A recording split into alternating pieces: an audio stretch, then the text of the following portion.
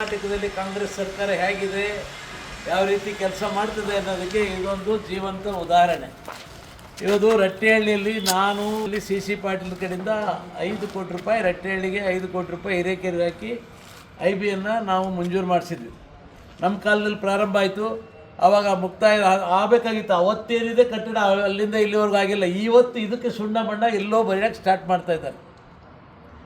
ಇದಕ್ಕೆ ಒಂದು ಕಿಟಕಿ ಇಲ್ಲ, ಬಾಗಿಲಿಲ್ಲ, ಟೈಲ್ಸ್ ಹಾಕಿಲ್ಲ, ಫ್ಲೋರಿಂಗ್ ಇಲ್ಲ, ಪ್ಲಂಬಿಂಗ್ ಇಲ್ಲ, ಎಲೆಕ್ಟ್ರಿಕಲ್ ವರ್ಕ್ ಇಲ್ಲ.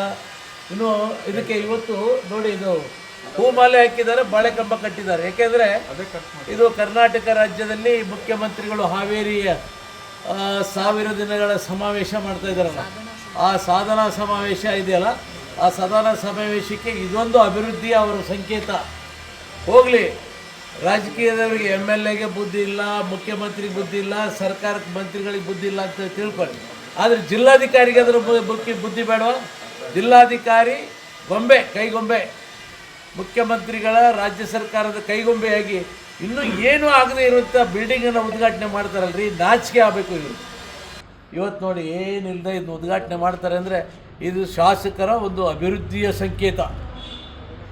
ಛೀ, ಥೂ, ಉಗಿರಿ. ಸರ್ಕಾರಕ್ಕೆ ಧಿಕ್ಕಾರ.